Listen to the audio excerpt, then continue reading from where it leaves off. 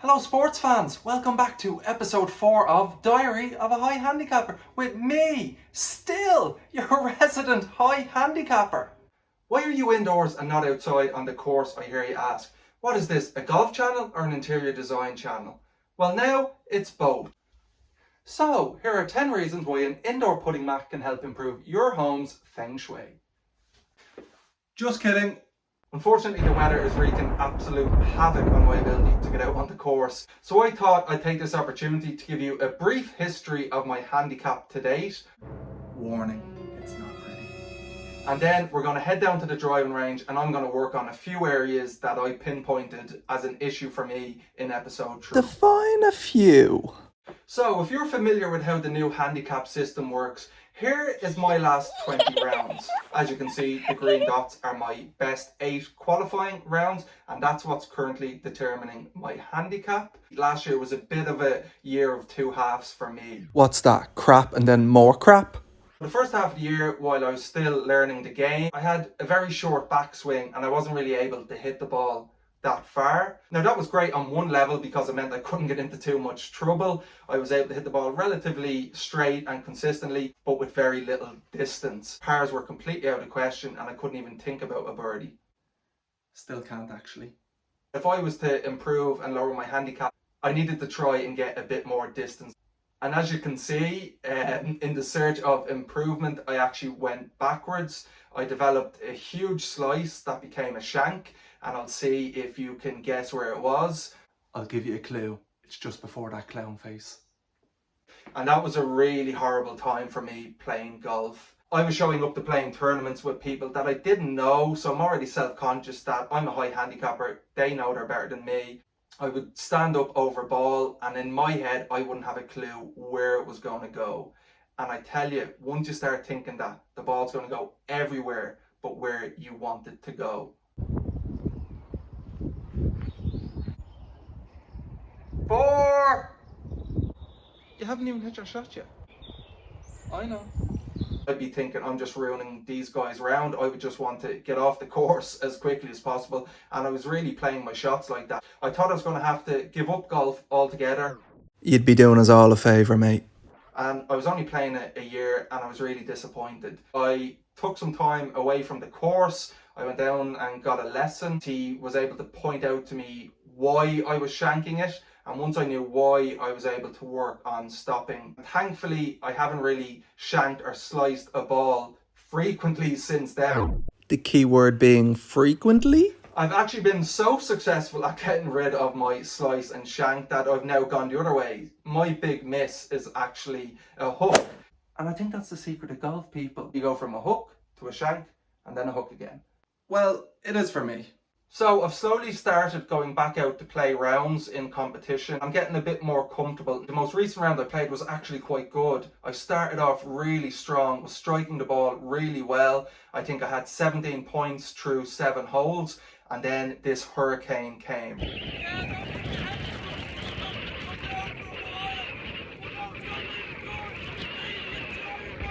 And that made playing impossible. And I ended up only scoring 8 points on the back 9. But I didn't think too much about it. I knew that my ball striking had improved.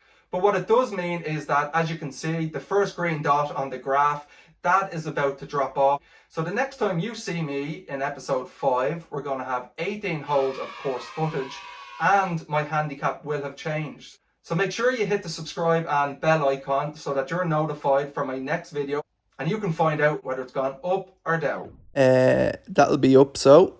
Right, so let's hit the range and get to work. Those balls aren't going to hook themselves.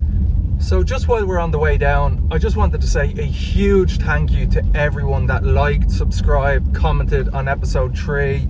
I was absolutely blown away by the reaction. Never in a million years did I think so many people would watch me struggle around a golf course.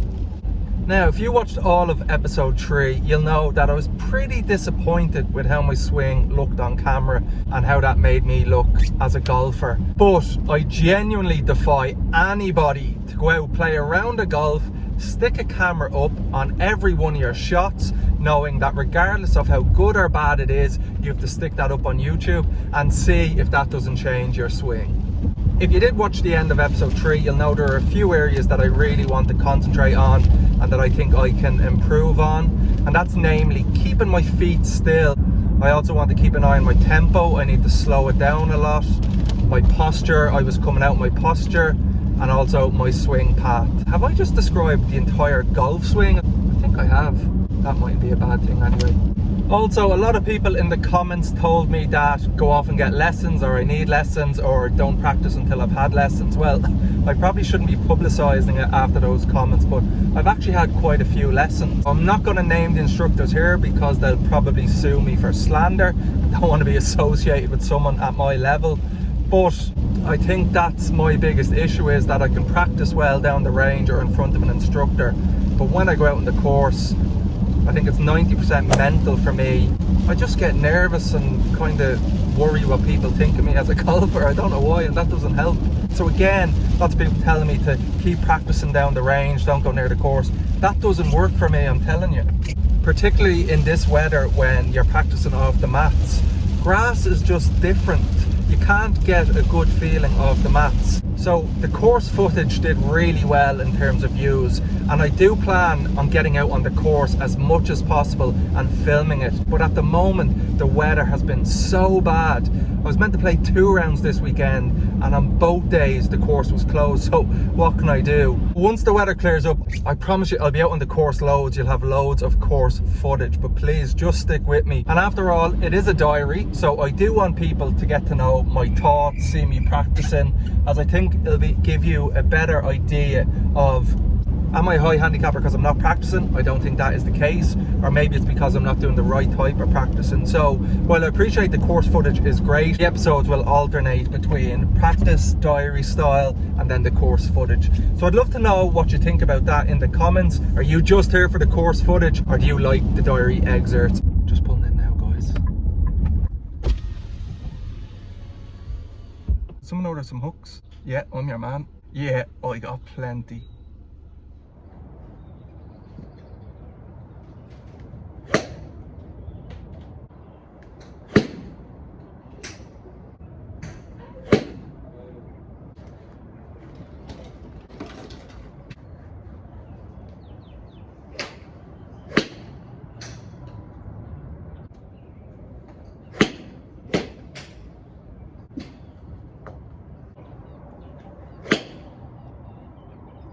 Now, just to give you a bit of background about how my practice has been going.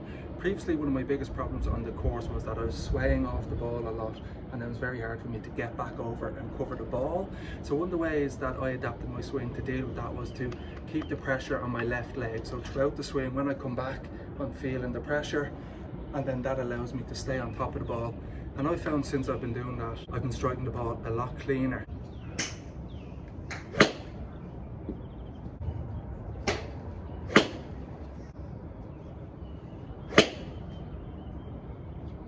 Now, I recently booked in for a lesson last week, and when I went down, one of the first things he said to me was, you've too much weight on your left leg that you're not getting over enough to come through. So I explained to him the reason why I was doing that. So basically the whole lesson was me trying to get weight onto my right and then come through my left. And I have to say the lesson went reasonably well. This has just been a bit of a problem for me with lessons. I found them great at the start, and when I had that slice and shank I went down, your man fixed that really quickly. But at the moment, all I'm looking to do is play consistently. I know if I strike the ball consistently well, I can get below 20. However, my problem recently has been, I've been duffing the ball, so that's using up strokes and I'm gaining 0 yardage. So I'm killing myself.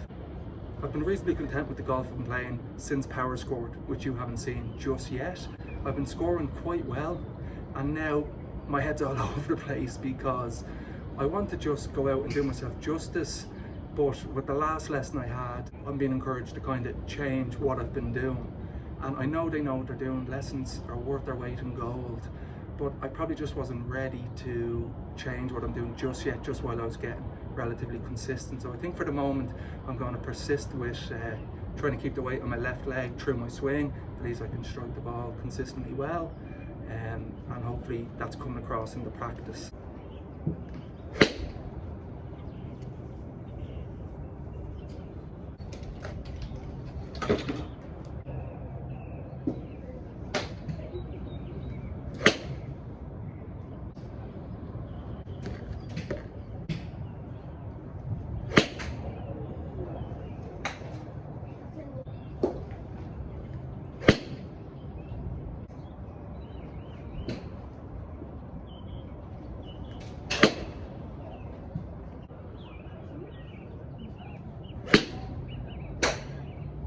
One thing that I never really know what to do is how much wrist hinge. So I often find that when I do it, I'm able to strike through the ball a lot quicker and my strike improves. But then sometimes it makes me cast the club. So I'd love to know advice on how much wrist hinge you should feel. Should you be purposely trying to hinge them? Or should you just be kind of letting it naturally hinge and then come down? So I'd love to know your opinion on that.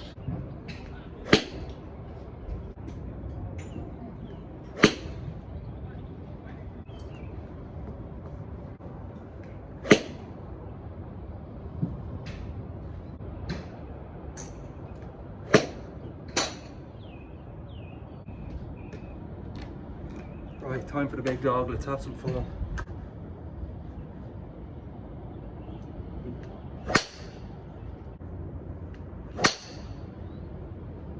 So the key thing here is to keep my left leg planted. That could be the drive of the night.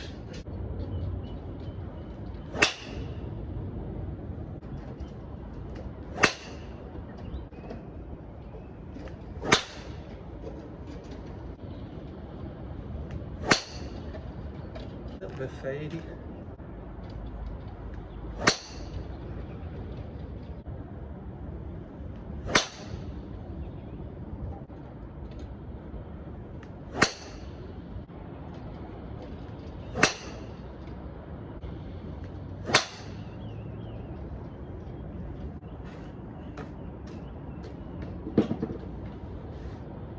Would you believe I was striking the ball so well and I forgot to record? Likely story, says you. Make sure you subscribe and hit the bell icon, because the next time I see you in episode 5, my handicap will have moved and I'll have 18 holes of golf for you. Cheers sports fans, see you next time.